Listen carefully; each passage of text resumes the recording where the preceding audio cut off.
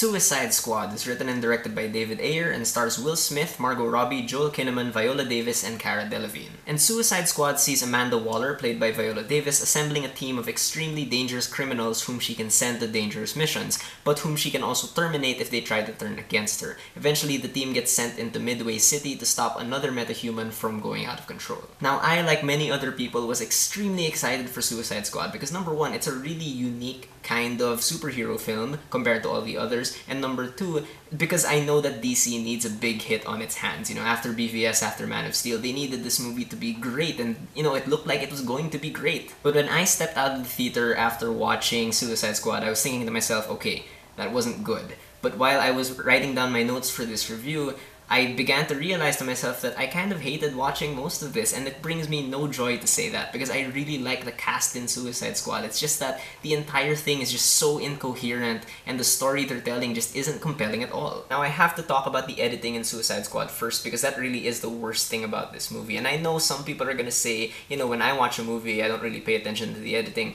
Trust me, if you think a movie is good, then most likely the editing was good. But if you hated watching a movie, then most likely the editing was bad. And the editing in Suicide Squad is really bad. John Gilroy is credited as the editor here, but it's so clear just how much the studio meddled with it. The first two acts of this movie especially are just extremely difficult to watch because the shots never last very long, so you never really get the chance to focus on any one idea that they're trying to communicate. And some people might argue that, you know, it's just the style of the movie because they're crazy people. But for me, it's clear that they're trying to communicate to us multiple emotional arcs, but it's so messy that you never actually focus on one. So much of this movie is edited like a music video, even the action. Like, you don't understand what's happening half the time during the fight scenes. And this is one of those movies where the pace moves so fast, but the story doesn't actually progress at all. So in the end, it just feels really, really long. And what the editing tries to do in this movie as well is that it tries to focus on all 11 of the characters that are featured on the poster. However, it really would have been better if they chose to focus on just like 3 or 4 as like the protagonists, you know? Instead, everybody just gets kind of like a quick flashback to explain their story, which for me doesn't really work because these flashbacks are so awkwardly placed in the movie, and it's just a disservice to the characters. David Ayer's direction in this movie is also surprisingly flat,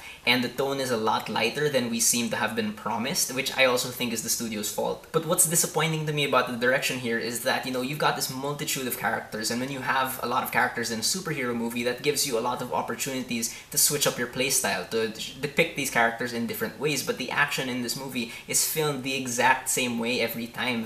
It's always closely shot, and they're always fighting against like these CGI things. There's a surprising lack of violence in a movie about these bad guys, and so David Ayer never really takes advantage of his character's darkness, and so none of them really feel like the villains that they keep telling us they are. There are attempts at humor and emotion in this movie, but they just don't earn it because by the end of the movie, they expect us to care about this unit as like a family almost, but again, they just don't build up the characters in that way, so when the emotional stuff happens, it feels so artificial. And when you care about the characters in Suicide Squad, you care about them like in their flashbacks, but you don't really feel a sense of urgency for them in the actual situation that they're in. And while these individual characters are interesting on their own, when you mesh them together, they begin to kind of blur together. They're all essentially the same characters deep down. They are also all unrealistically friendly to each other. I just did not buy that these hardened criminals would get along right off the bat, and that's a problem for me because there's no conflict amongst any of the actual Suicide Squad members. The only conflict comes from the villain. In fact, it's so disappointing that, you know, taking this kind of unique point of view should have allowed for a more unconventional kind of plot. But the plot in this movie is the exact same save the world scenario that we've seen so many times before, and I'm not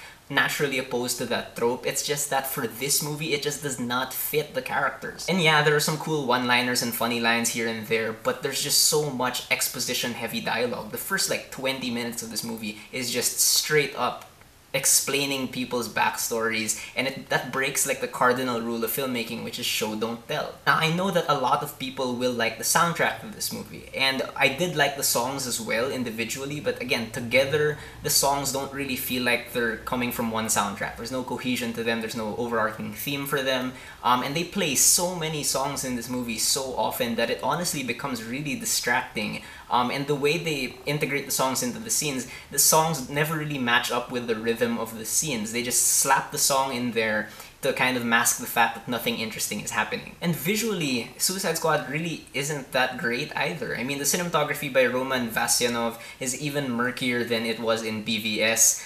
Which just goes to show that the posters kind of lied to us because there's barely any color in this movie. And so many shots are ruined by visual effects that range from being okay to being really terrible, especially like this one scene that you see from like an iPad of El Diablo like torching a bunch of people. It looks like PS1 graphics. And there's not a lot of personality with the overall production design, not even like in a dark way, although I will say that the costume design and the makeup, especially for the Joker and Killer Croc, were good, though again, they never really get to shine that much because of the overall look of the movie. Honestly, the cast is the only really good thing about Suicide Squad. I really liked most of these people. Jay Hernandez as El Diablo really sold me on his emotional arc, even if, you know, he didn't have that much to do.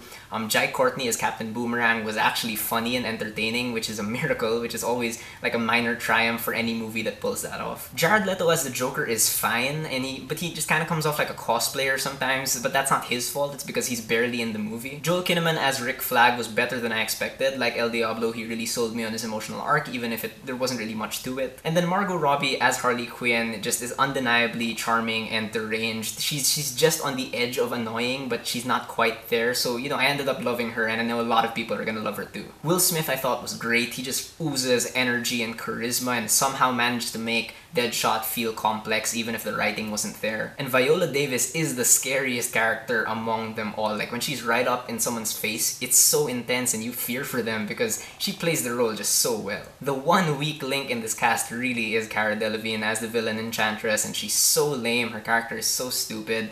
And she's just unintentionally hilarious. I don't know what they were trying to do with this villain. In the end, it really pains me to say, but Suicide Squad is a pretty bad movie. It's honestly really difficult for me to recommend to anybody. And if you know me, I never want movies to be bad, and this really broke my heart, and I'm honestly losing some faith in this whole DC extended universe because, come on man, this was their chance. Anyway, so those are my thoughts on Suicide Squad, unfortunately. Have you guys seen it? What do you think about it? Whether you agree with me or not, please leave me a comment. Let's have a conversation.